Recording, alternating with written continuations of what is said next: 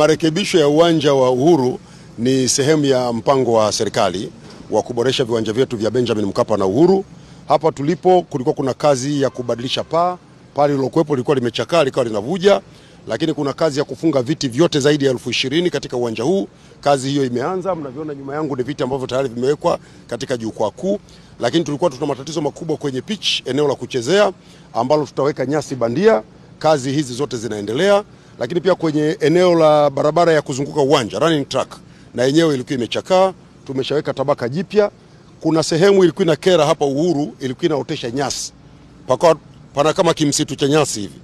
Tumeondoa, tumeweka vitofali vidogo vile paving blocks kwa ajili ya kupaweka kuwa nadhifu zaidi. Viti kwa ajili ya mzunguko viko njiani vinakuja, mpaka mwisho wa mwezi wa 10 vitakuwa vimefika hapa Tanzania kwa ajili ya kuvifunga. Lakini hivi vya jukwaa kuu tumevifunga kwa haraka kwa sababu uwanja una matumizi makubwa ya karibuni. Uwanja huu pia tunategemea utumike kwenye sherehe za uapisho, matukio ya kitaifa haya. Kwa hiyo kwenye maandalizi ya kutumika kwa ajili ya sherehe hizi, uwanja mpaka sasa umefikia 90%. Tumeshakamilisha sehemu kubwa ya vitu ambavyo tulikuwa tunavifanya. Lakini kubwa zaidi ambalo nitaka kuzungumza na nyinyi ni juu ya kukamilisha ukarabati mzima uwanja wa Uhuru ili utumike kama uwanja mbadala wa uwanja wa Benjamin Mkapa. Sasa tulikuwa tuna changamoto hapa na TFF wakaufungia uwanja huu kwa sababu sehemu yake ya kuchezea ilikuwa imechakaa sana, kwa hiyo ukawa haufai, lakini pia hakukuwa na taa.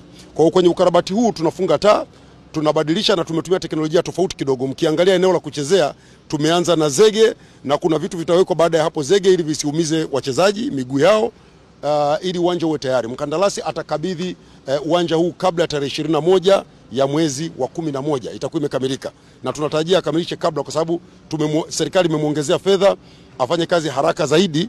Tukifika hapo tutakuwa tumeuwezesha uwanja wa Uhuru kutumika kwa sehemu kubwa ya mechi za kimataifa na ligi kuu, wakati uwanja wa Benjamin Mkapa tunafanya mabadiliko ya pitch. Tuliwaambia kabla, watu wengi wametupatia majina mengi, sijui stadio de marekebisho na vitu vya namna hiyo. Acheni mbwembwe, tulishasema tangu mapema uwanja unahitaji marekebisho makubwa ya pitch. Uwanja wa Benjamin Mkapa, marekebisho makubwa ya pitch yanataka kuondoa tabaka la juu lote, tubadilishe tuweke tabaka jingine. Uwanja wa Uhuru tuna ukarabati kwa zaidi ya shilingi bilioni 19. Uwanja wa Benjamin Mkapa tumefanya ukarabati wa zaidi ya bilioni 31. Tunakamilisha sasa hivi, tumebakiza tu kufunga vile vitu vilivyokuwa vimebaki. Hizi ni fedha za walipa kodi wa Tanzania. Ni wajibu wa kila mmoja kulinda miundombinu yetu. Sasa hapa uwanjani tuna matatizo makubwa yanatokea kila matukio ya michezo yanapofanyika. Watu wakiingia vioni wanaondoka na koki, wanaondoka na vifaa vilivyoko vioni. Naombeni kila mmoja awe mlinzi wa mwenzake. Ukiona mwenzako anachomoa kifaa kwenye uwanja, toa taarifa. Lakini sisi safari tumeamua twende mbele zaidi.